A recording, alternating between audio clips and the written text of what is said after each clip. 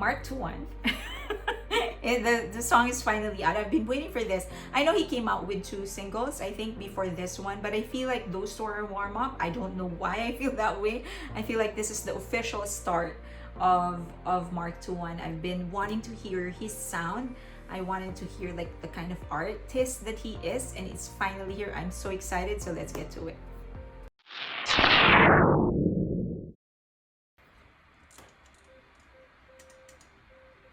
7.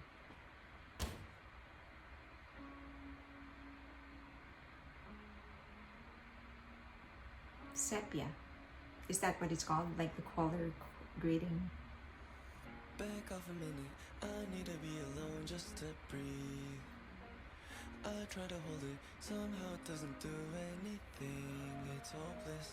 You come around, I close my lips for you. You leave and I could finally let loose. I never really knew that we would end up this way. Usually Okay. I like his voice. There's this very flat, kind of dismissive tone to it. I don't know that this is.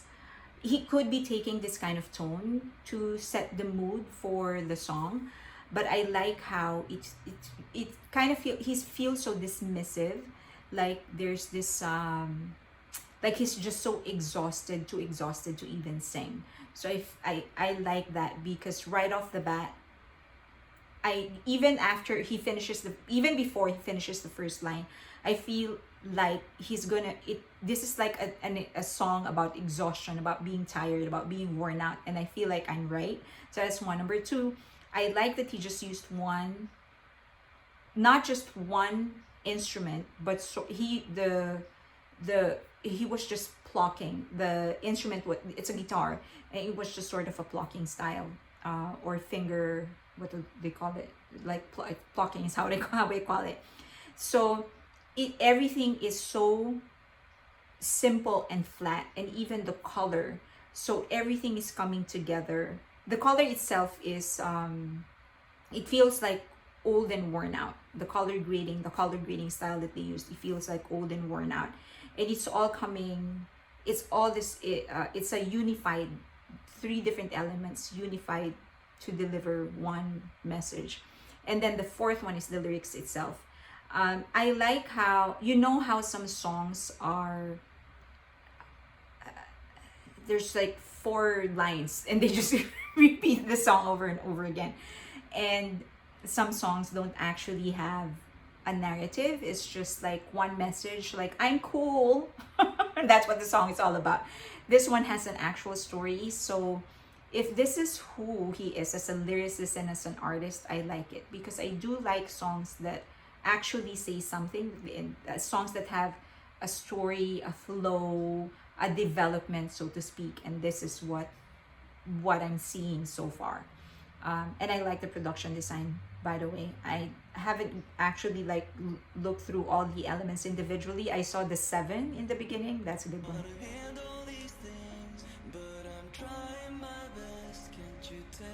Oh, so that's what the teaser is.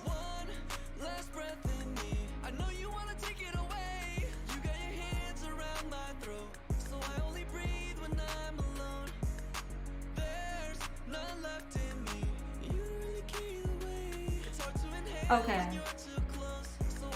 So this could easily be mistaken as a breakup song, or like a cry against some sort of a relationship, like a relationship that's suffocating. So it can easily be mistaken as that. But on the other hand, if he's starting, I don't. I'm so afraid to say this. I haven't read any of the interviews talking about this song because I don't want to be influenced by it. But I feel like this is how it's so suffocating to maintain a certain kind of image as an idol. The perfection that you have to live, this flawlessness that you have to be, the ideals that you have to live up to. It could be suffocating. That the only time he can actually breathe is when he's away. That this is the time that he was actually able to breathe once he distanced himself from the K-pop industry. Now he's able to breathe. I don't know if I'm right though.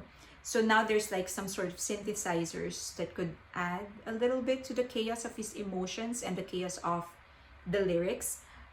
So let's see if he's going to add more to it as the song progresses. But so far, as I've said, I like that there's actually meat in the lyrics. This is not just one line. It's not just about Mark being cool. There's an actual narrative and there's an actual story to it. I like it. Okay. See, you're controlling me. So this is it sounds like him protesting against the. I really need you to hold my hand. It feels like him protesting against the expectations against an idol.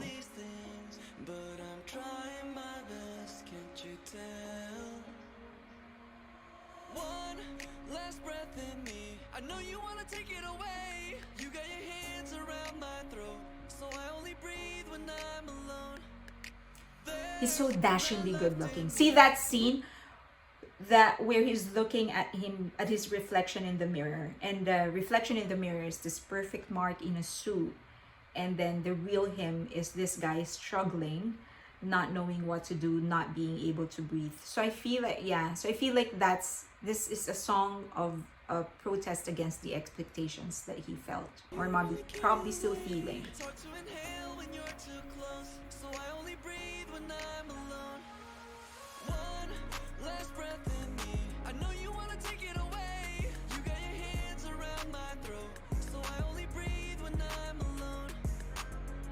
I wonder which desert. It's probably one of like trails around here in SoCal.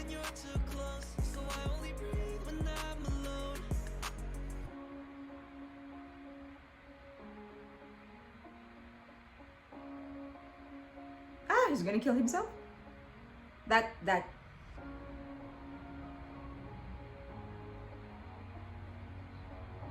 part of himself.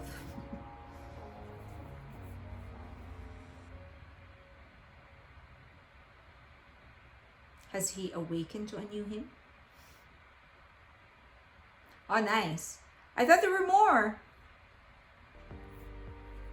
Okay. So,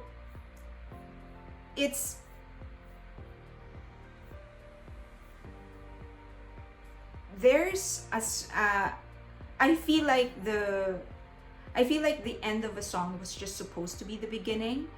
I guess it's a good thing because it's so good that I actually didn't feel like the end is supposed to be the song is supposed to be ending now. Please end it. So I also don't like that I also like that it's not repetitive. So okay, just go back to just a recap.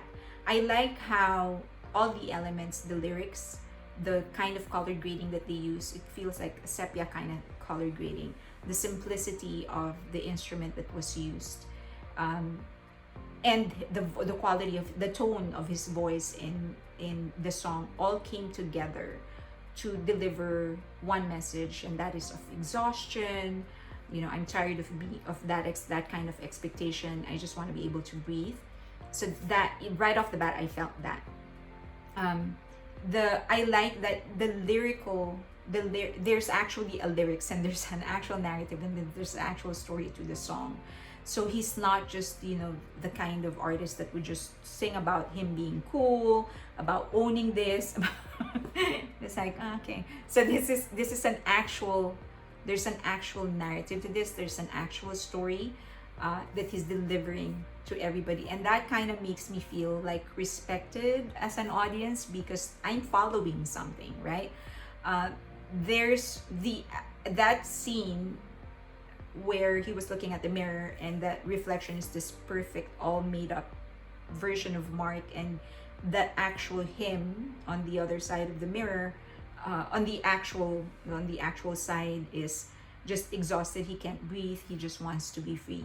So easily you can actually mistake the song for a love song, and maybe you can take it as a love song, and it could be like this man just be feeling suffocated of his relationship, but it has no reference to a woman or another person.